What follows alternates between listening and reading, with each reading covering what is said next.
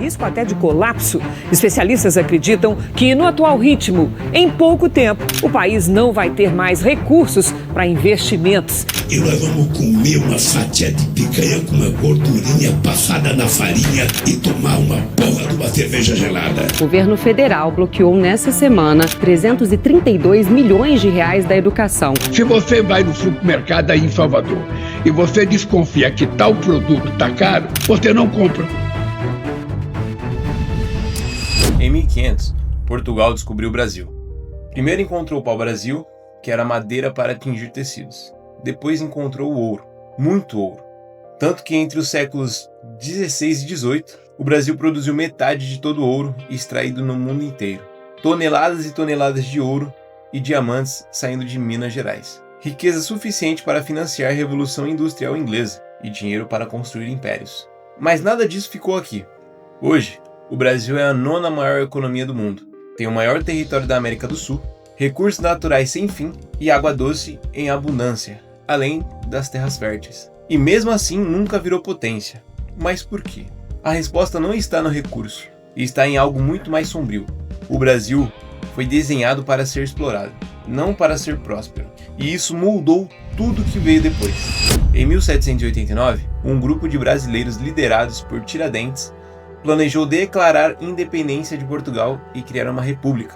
Por quê? Por causa de um imposto brutal. Portugal exigia 20% de todo o ouro extraído. Quando a produção caiu, ameaçou confiscar bens até completar a cota. Os inconfidentes queriam que a riqueza produzida ficasse no Brasil, que houvesse manufatura própria e desenvolvimento interno. Portugal descobriu, e Tiradentes foi devidamente punido. Todos conhecem a história, e foi um fim trágico. Sua casa arrasada e salgada para nunca mais nada crescer ali. A mensagem era clara: quem quiser que a riqueza fique aqui, vai morrer de forma horrível. E essa mensagem ecoou por séculos. Capítulo 1. Colônia de exploração. Quando os europeus chegaram às Américas, fizeram 2 tipos de colônia. A colônia de povoamento, que foi na América do Norte, que seria os colonos foram para viver, construir e criar instituições. Os lucros ficavam e eram reinvestidos. Já agora, tinha a colônia de exploração, que foi o Brasil. E extrair o máximo e mandar tudo para a Europa. Nada fica e nada se desenvolve. Por 200 anos, o Brasil foi uma plantação gigantesca de cana-de-açúcar. A estrutura era o seguinte: latifúndios do tamanho de países inteiros, monocultura, só cana, nem comida para a população, trabalho escravo em massa, e 40% de todos os africanos escravizados vieram para o Brasil. Não havia classe média, não havia educação e não havia mercado interno. E o lucro? Tudo para Portugal. Depois veio o ouro, 1.000 toneladas entre 1700 e 1800. Uma fortuna incompreensível. O Brasil ficou rico? Não. Portugal pegava o quinto. Os mineradores mandavam o resto para a Europa para comprar produtos manufaturados. Nada era produzido localmente.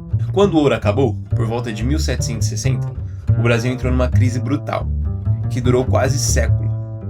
A riqueza passou e não deixou nada. Mas aí fica a pergunta: depois da independência, tudo mudou, certo? Errado. Capítulo 2. A independência que não mudou nada.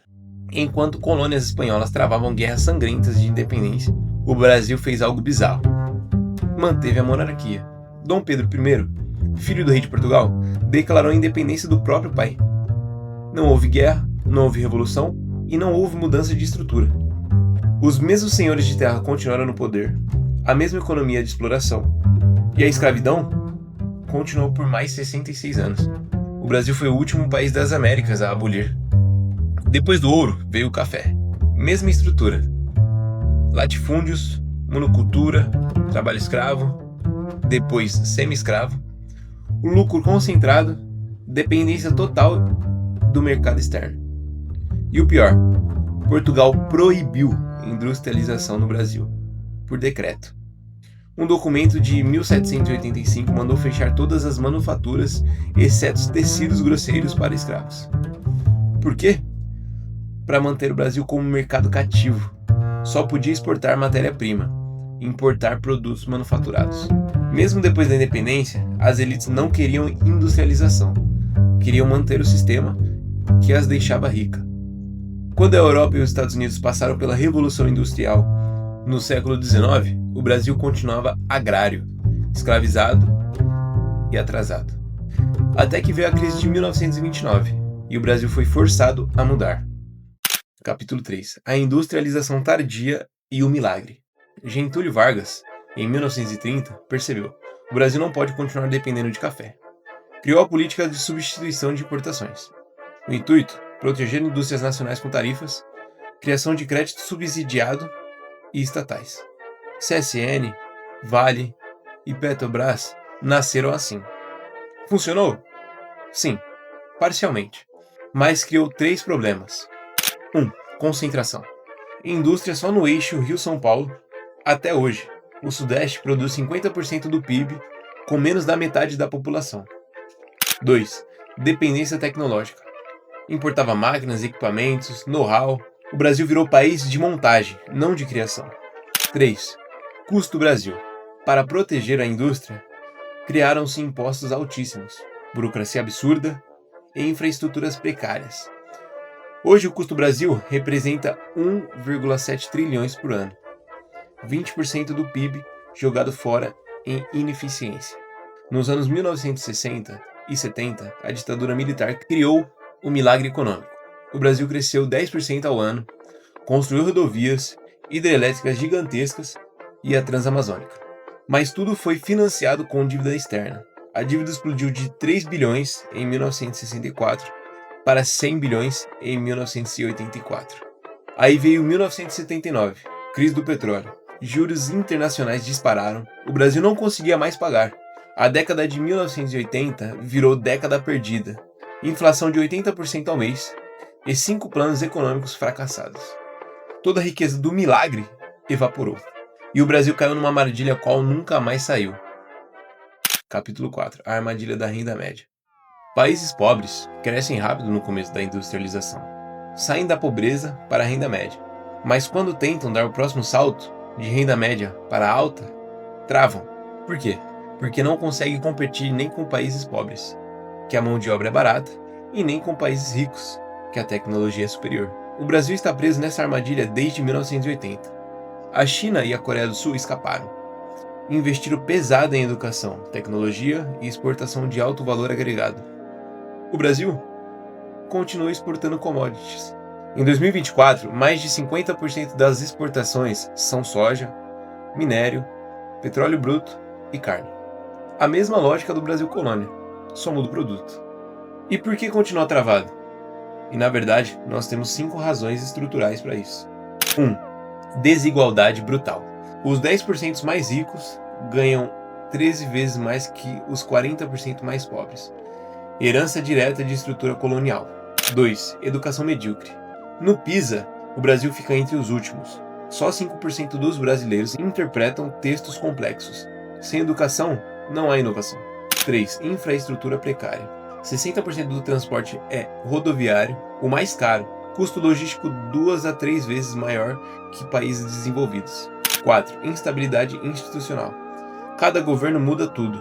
Não há continuidade. Não há plano de longo prazo. E isso afasta investimentos. 5. Falta de inovação. O Brasil investe 1,2% do PIB em pesquisa. A Coreia do Sul investe 4,8%. O Brasil registra 30 patentes por ano de habitantes. A Coreia, 4.000. O padrão, é claro, entre o século XVI e o século XVIII, colônia de exploração, riqueza extraída e nada reinvestido. Século XIX, independência conservadora, mesma elite, mesma estrutura. Século XX, industrialização tardia e mal feita. Milagre, financiado por dívida que virou pesadelo. Século XXI, preso na armadilha da renda média. O Brasil foi desenhado para ser explorado. Nunca conseguiu quebrar completamente essa lógica. E isso está na sua vida. Seu salário poderia ser 2 até 3 vezes maior. Você gasta 4 meses do ano trabalhando só para pagar impostos. E seus filhos vão ter educação pública medíocre. O atraso do Brasil não é abstrato. Ele te afeta todos os dias. E por que o Brasil nunca virou potência? Porque foi fundado como colônia de exploração e nunca se livrou dessa herança. Porque manteve estruturas coloniais mesmo depois da independência. Porque industrializou tarde e de forma dependente. Porque priorizou elites em vez de investir em educação e tecnologia. E o que você faz com isso? Não romantize o país. Invista em você, educação e habilidades valiosas globalmente. Diversifique seu patrimônio. Exija políticos que propõem reformas estruturais reais, não milagres populistas. E agora vai uma pergunta.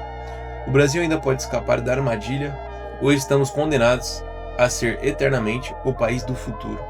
Deixa aqui nos comentários. E se você curtiu, deixa o like. E se quer mais sobre economia, poder e geopolítica, se inscreve.